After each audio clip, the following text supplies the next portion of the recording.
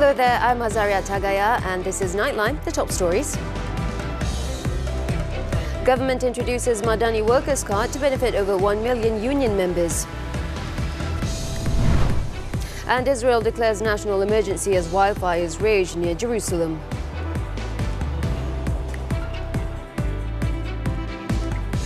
Wildfires continue to threaten swathes of forests and fields near Jerusalem for a second day on Thursday, with police reporting the reopening of several major roads that had been closed.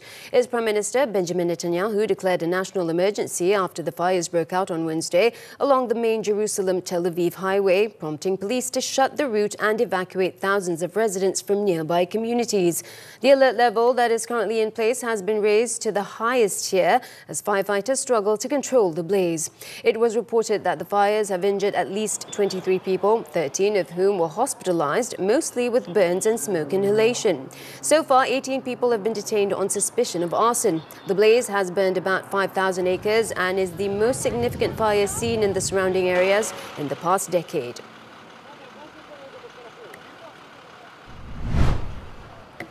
In response to Netanyahu's international call for help, several countries pledged to send firefighting aircraft to Tel Aviv and Jerusalem to help extinguish the massive wildfire.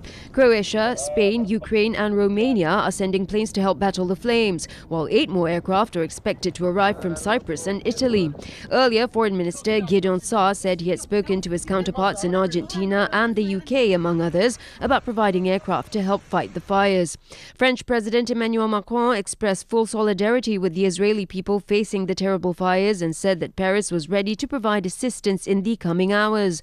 The Palestinian Authority, which governs part of the occupied West Bank, also offered to help in the firefighting effort, as it has done so in the past. Yang di-Pertuan Agong Sultan Ibrahim and Raja Permaisuri Agong Raja Zarif Sofia conveyed their best wishes to all workers in the country in conjunction with the 2025 Labour Day celebrations on Thursday. Their Majesty's greetings were shared in a post on Sultan Ibrahim's official Facebook page. The King and Queen expressed the country's appreciation for the dedication and commitment of workers, who they described as the driving force behind economic growth and social well-being.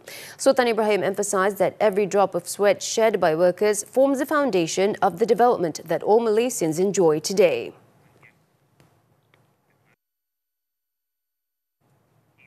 A new initiative known as Kadpuk Jamadani has been introduced to help ease the cost of living for Malaysian workers, particularly over 1 million union members across the country. Prime Minister Datuk Sri Anwar Ibrahim announced that card holders will be entitled to discounts of up to 30% on essential goods and services, along with various special benefits.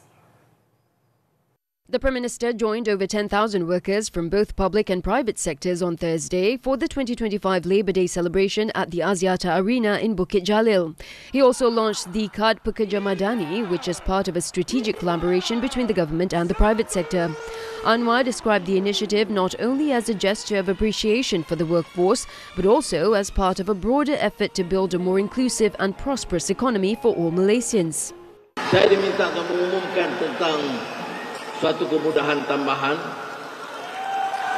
tetapi saya akan sebarkan dalam kenyataan mengenai kad pekerja madani untuk memberikan ruang kepada siapa sahaja yang ahli kesatuan yang ada kad pekerja diberikan diskaun dalam kemudahan-kemudahan itu. The Prime Minister said the card is expected to help workers better manage their living expenses and encourage greater participation in trade unions through incentives and added conveniences. More than 100 companies have joined the program so far. In his address in conjunction with the Labour Day celebrations, the Prime Minister also issued a strong reminder to employers, urging them to stop all forms of exploitation against workers. He said employers must ensure fair treatment and provide workers with reasonable and dignified wages. Negara ini punya sejarah baik, ada sejarah lemah. Ada sejarah gemilang, ada sejarah rompakan. Kita pilih yang mana? Kita pilih yang gemilang. Kita pilih hentikan amalan sombong, menindas pekerja, tamak haloba, untung berbilion-bilion, naik gaji pekerja RM40 pun susah. Ini apa jenis manusia? Anwar stressed that the government is committed to defending the rights and welfare of all Malaysians. He highlighted several ongoing efforts, including the introduction of a minimum wage, a progressive wage policy, as well as better access to healthcare and comfortable housing for workers. Bagi saya, dengan Kementerian KPKT, Bandaraya dan seluruh jentera kerajaan, kita akan pastikan jumlah perumahan tertinggi dalam sejarah sejak merdeka. On another matter, the Prime Minister announced that the long-awaited Gig Workers Bill will be tabled at the upcoming parliamentary session in June. The proposed legislation aims to protect the rights of some 2.2 million gig economy workers in Malaysia, including those in P-hailing and E-hailing services. InsyaAllah, kekurangan seperti yang dihadapi oleh pekerja gig akan kita cuba selesaikan melalui rang undang-undang gig yang akan kita bentangkan dalam sidang parlimen akan datang. Earlier, Human Resources Minister Stephen Sim revealed in his speech that the draft of the bill had been completed following engagement sessions involving more than 3,000 gig workers nationwide. Meanwhile, Human Resources Minister Stephen Sim in his speech revealed that Malaysia's unemployment rate fell to 3.1% as of February, marking its lowest level in 10 years. The improvement reflects significant strides in employment and social protection under the Madani government.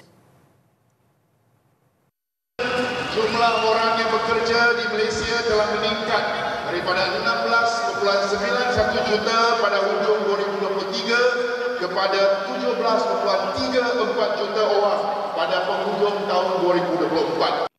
He said the Madani government had also increased per peso social protection benefits for workers by 20% and implemented over 100 reforms to improve workplace safety and strengthen workers' bargaining power for more dignified wages. Sim highlighted key policy milestones, including the rise in minimum wage and the introduction of a progressive wage policy aimed at boosting compensation across the workforce. Sim also noted a rise in labour force participation to 70.6%, with a significant increase among women of up to 56.8%. The government has expanded the list of product categories eligible for purchase under the Sumbangan Asas Rahmah SARA assistance program effective Thursday. According to the Prime Minister, the list now includes household cleaning products, increasing the total number of registered product categories under SARA to 14. The expanded list now includes detergent or washing powder for clothes, dishes and floors. Previously, the eligible product categories under SARA included basic foodstuffs, personal hygiene products, over-the-counter medications and school supplies. In a statement on Thursday, Anwar, who's also the Finance Minister, said the government is always attentive to the needs of the people to ensure their well-being continues to be safeguarded. The expansion of product categories under SARA is also a result of feedback from the majority of recipients. Last month alone, over 3.9 million SARA recipients began using their MyCard to make purchases at stores registered under the program. This marked an encouraging 72% participation rate out of 5.4 million recipients, a significant increase from just 700,000 last year. The number of participating retail shops and supermarkets under SARA has also grown to over 3,700 outlets nationwide, compared with just 700 in 2024. Former Dewan Rakyat Speaker Tun Ramli Ngah Talib has been sworn in as the 9th Yang di-Pertua Negeri of Pulau Pinang. His 4-year term of appointment, which commenced on Thursday, will end on April 30th, 2029. The swearing-in ceremony took place at Dewan Sri Pinang, Georgetown. It began with the arrival of Ramli and his wife, Tuan Puan Raja Nora Ashikin Raja Abdullah, at 8:30 a.m. Ramli then inspected a guard of honour mounted by the 2nd Battalion of the Royal Malay Regiment. This was followed by a 17-gun salute fired to commemorate the ceremony. At exactly 10 a.m, Ramli took the oath of office and signed the instrument of appointment as the Yang di-Pertua Negeri of Pulau Pinang, witnessed by Chief Minister Chow Kon Yeow and High Court Judge Datuk Rozana Ali Yusof. The ceremony concluded with a prayer recitation led by the State Mufti Muhammad Suki Othman. Ramli's appointment succeeds that of Tun Ahmad Fuzi Abdul Razak, who held the post from May 1st, 2021.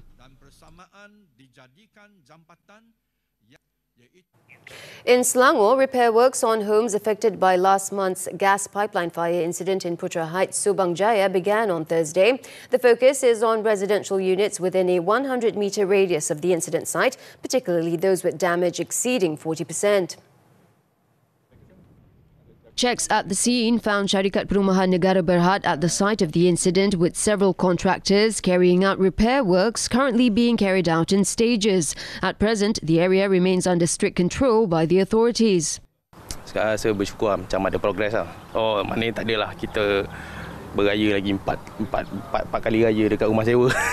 So far, Alhamdulillah lah bila nampak ada tindakan daripada pihak kuasa datang semua, jadi kita rasa sikit lega lah untuk bagi penduduk kampung Kepala Sungai Baru ni. In addition, continuous safety assessments will be carried out to identify structural damage, particularly to homes that have been severely affected.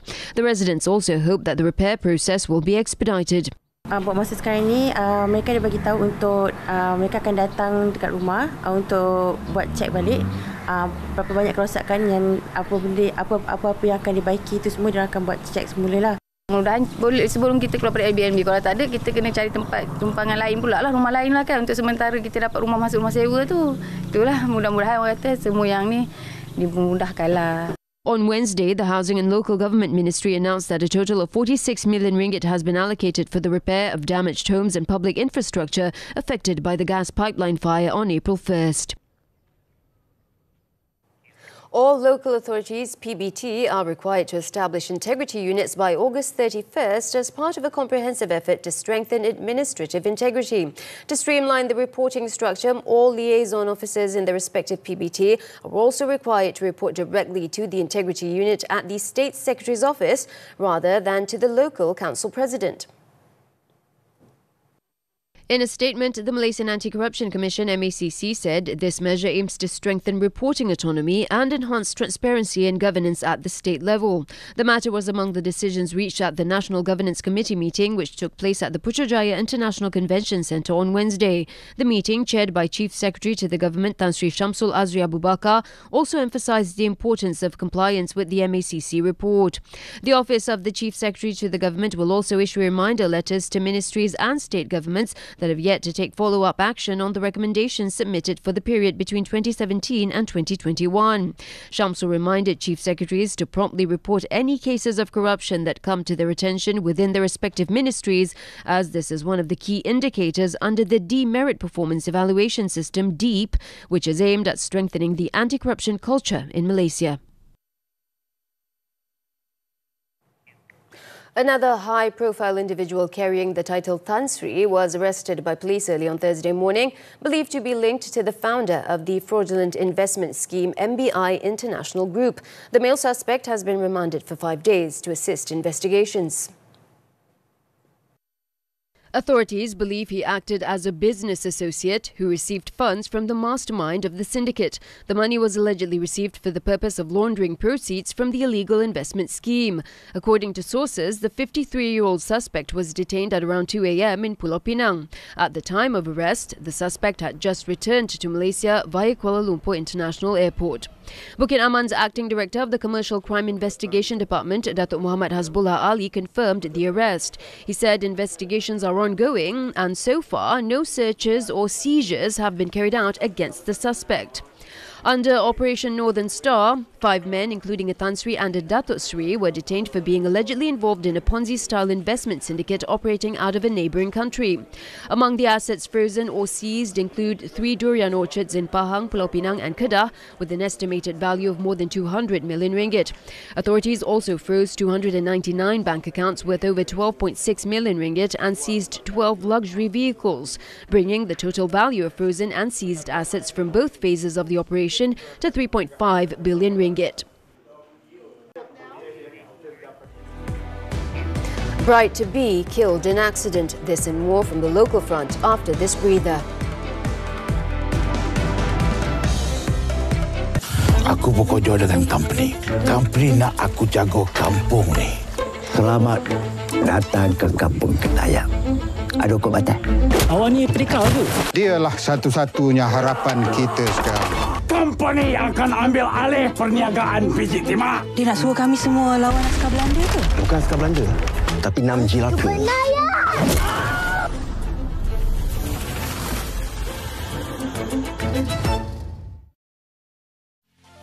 A woman's spirit is boundless. So grab your coffee cups and wear your sassiest smile. Because this season, we're louder than ever. We talk career, health, finance, relationships, and everything in between. Women's Talk is here to empower and inspire you. Join us on Women's Talk every Saturday, 5 p.m. only on TV3 and stream now on Sultans. Apa yang menarik Dimensia minggu ini? Ada aneka bahan kita semula sempena Hari Bumi Sedunia, kuasa kita, planet kita. Pasca keputusan SPM, perhatikan anak anda, jangan sampai kemurungan. Kewangan terdesak sampai pinjam alung, kena tahu dulu apa risikonya. Pekerja kesuma bangsa, meraihkan setiap sektor pekerjaan yang menjadi tunjang ekonomi negara. Soal wang, berdiskusi mengenai wang tidak dituntut. MSI Isnin hingga Jumaat boleh stream, ditonton jam 10 pagi, eksklusif di TV3. Apabila datang, ia boleh mengambil alih kesemuanya tubuh, minda dan hidup anda. Stres bukan sekadar tekanan perasaan tetapi boleh mengancam kesihatan secara keseluruhan. Kenalilah tanda-tanda stres sejak awal dan bincang mengenainya secara terbuka. Dapatkan sokongan moral dan emosi daripada orang di sekeliling anda serta bantuan profesional di saluran yang betul. Saksikan Hello Doktor Ahad 5.30 petang di TV3. Thanks for staying with us. A social media influencer who also runs a cosmetics business in Terengganu has been remanded for 7 days to assist in a drug possession investigation. The 35-year-old male suspect was arrested on Monday during a raid at an unoccupied premises in Kampong Paya, Keladi. During the arrest, police discovered a green plastic package believed to contain 1 kilogram of shabu with an estimated street value of 32,000 ringgit. Investigators also seized several assets believed to be proceeds from drug trafficking activities with a total estimated value of close to 1 million ringgit. Among the items seized were 3 luxury vehicles, various pieces of jewellery and more than 7,000 ringgit in cash. Although the suspect has no prior criminal record, a urine test returned positive for drug use. He will remain in custody until May 5th. Terengganu Police Chief Datuk Muhammad Khairi Khairuddin confirmed the arrest. The case is being investigated under the Dangerous Drugs Act. A bride-to-be who was due to marry in 2 days tragically lost her life in a road accident in Johor on Thursday. At the time of the incident, the victim, 28-year-old Siti Nur Shamira Samsul, was on her way back to her mother's home in Mersing to make final preparations for her wedding. The accident occurred at around 8:30 a.m. at the North-South Expressway near Yong Peng. It is believed that the car carrying the victim and her fiancé, 30-year-old Muhammad Aiman Abdul Rashid, suddenly lost control and skidded to the left side of the highway before crashing into a guardrail. Nur Shamira was pronounced dead at the scene while her fiancé survived the accident. The victim, who was pinned inside the vehicle, was extricated by fire and rescue personnel who were dispatched to the scene after being alerted to the incident at 8:45 a.m. Nur Shamira's body was later taken to Sultans Nora Ismail Hospital for post-mortem. Batu Pahat Police Chief Assistant Commissioner Sharul Anwar Mushaddad Abdullah Sani confirmed the incident. The cause of the accident is being investigated under the Road Transport Act. 3 houses were destroyed in a fire at Lorong Raja Muda Musa 4 in Kampong Baru, Kuala Lumpur on Thursday morning, leaving 12 residents temporarily without shelter. The victims are now being housed at the Kampong Paya Community Hall. Allah, rumahku terbakar, guys. According to the Kuala Lumpur Fire and Rescue Department, 24 personnel from the Titiwangsa, Sentul and Jalan Hang Tuah fire stations along with 3 fire engines were dispatched to the scene. 2 of the houses were completely razed while the third suffered approximately 40% damage. The fire, which broke out at around 9:30 a.m, also destroyed 3 motorcycles belonging to the residents. No injuries were reported. The cause of the blaze and estimated losses are still under investigation by the Fire Department's forensic unit. Meanwhile, Plantation and Commodities Minister and Titiwangsa Member of Parliament Datuk Sri Johari Abdul Ghani visited the site to assess the damage. He extended aid to affected families to help alleviate their burden and expressed hope that their situation be eased. Former South Korean president indicted. The details when Nightline returns.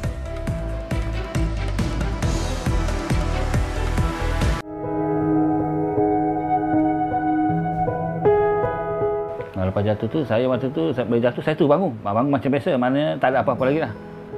Dan selang beberapa hari lepas tu kan, saya pun rasa macam badan dah jalan dah tak betul dah.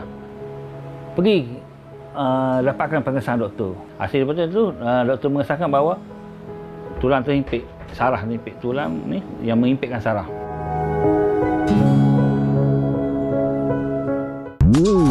Apa yang menarik di Malaysia minggu ini? Ada aneka bahan kita semula sempena Hari Bumi Sedunia, kuasa kita, planet kita. Pasca keputusan SPM, perhatikan anak anda jangan sampai kemurungan. Kewangan terdesak sampai pinjam alung, kena tahu dulu apa risikonya. Pekerja kesuma bangsa meraikan setiap sektor pekerjaan yang menjadi tunjang ekonomi negara. Soal wang, berdiskusi mengenai wang tidak dituntut. MHI Isnin hingga Jumaat boleh stream ditonton jam 10 pagi eksklusif di TV3.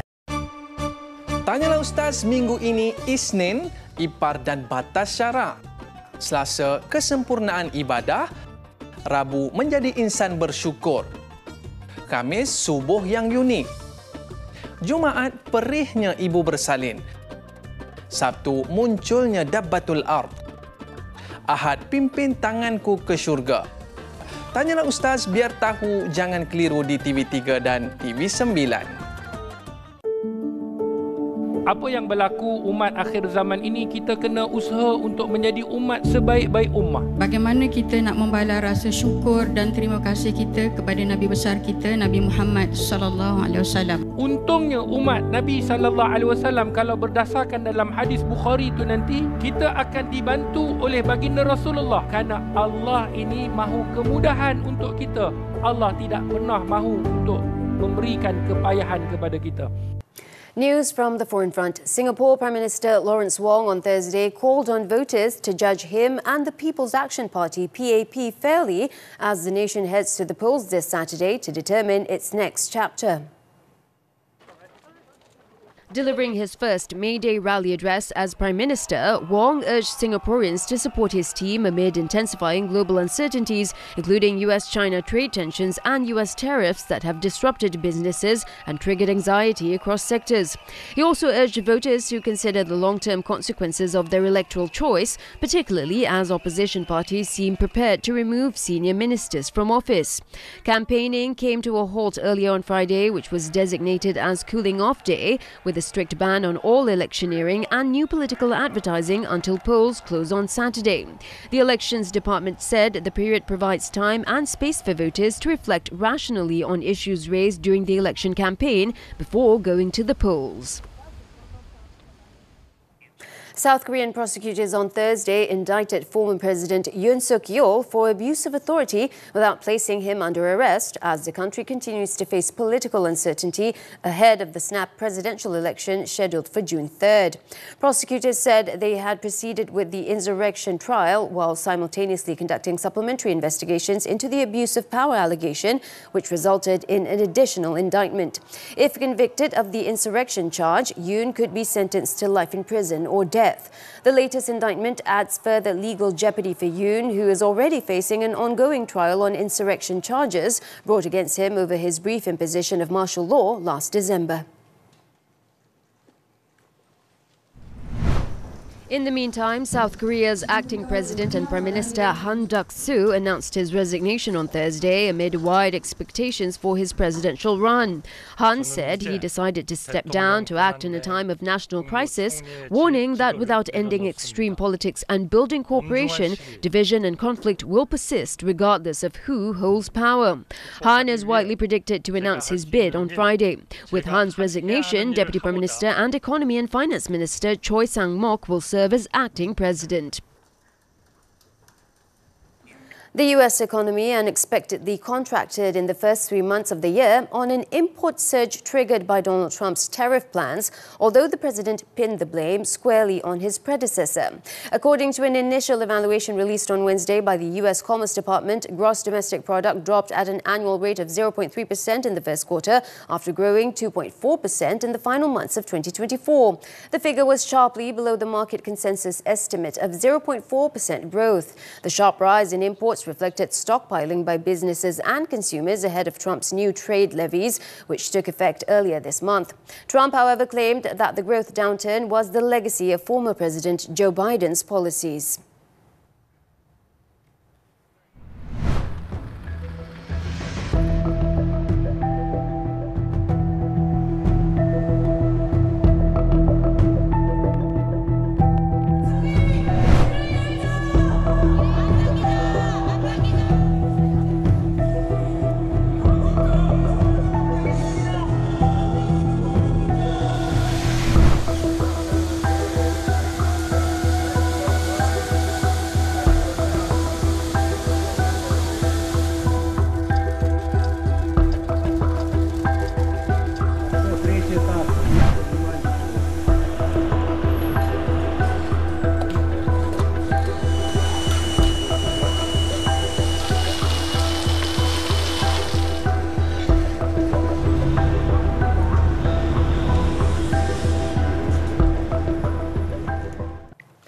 Switching to sports now with badminton and the 2025 Sudman Cup in Xiamen, China. The national squad let a golden opportunity slip through their fingers after falling 2-3 to Japan in their final Group C match on Thursday, extending a painful 20-year wait for victory over the East Asian powerhouse. Recently reunited world number 4 pair Chan Tangjie Toh Hiwei delivered a strong opening performance, defeating scratch pair Hiroki Midorikawa Arisa Higashino 21-19, 21-18 in the mixed doubles. Leong Junhao then raised hopes even higher by staging a gutsy 21-8, 13-21, 21-18 upset over world number 8 Kodai Naraoka in the men's singles. However, Japan pulled one back through Tomoka Miyazaki, who beat Go Jinwei 21-14, 21-17 in the women's singles clash of former world junior champions.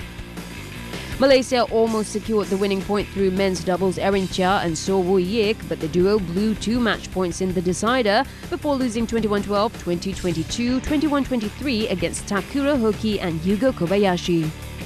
The tie then reached a heartbreaking climax when Politan and M. Tina went down fighting 18-21, 21-18, 18-21 to nemesis Chiharu Shida and Nami Matsuyama in the deciding women's doubles rubber. The defeat proved costly for Malaysia as they will now face 13-time champions China in the quarterfinals.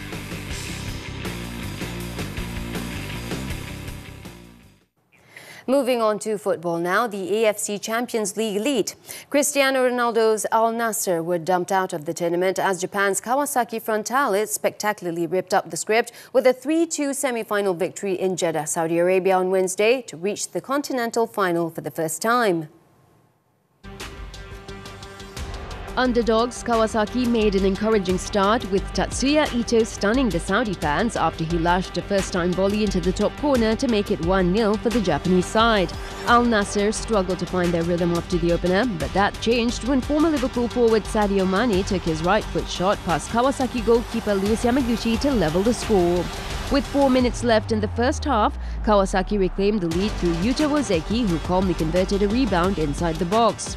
Kawasaki's decisive third came 14 minutes from time after Erison drove along the Al Naser byline to set up fellow substitute Akihiro Ienaga to strike.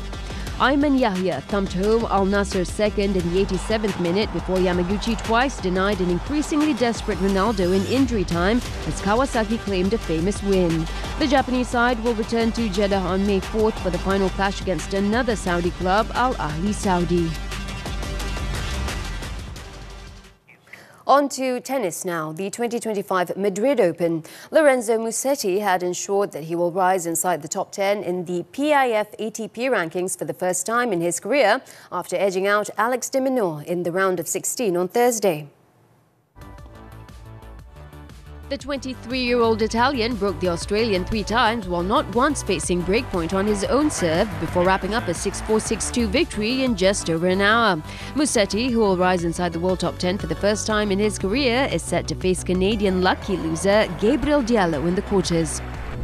In another match, Jack Draper took a significant step forward on his journey to becoming a top clay court player as he recorded the biggest win of his career on the surface, producing a supreme performance to dismantle Tommy Paul 6-2, 6-2. This victory marks the first time Draper has reached a Masters 1000 quarterfinal on clay and is set to face Matteo Arnaldi, conqueror of Novak Djokovic in round 2.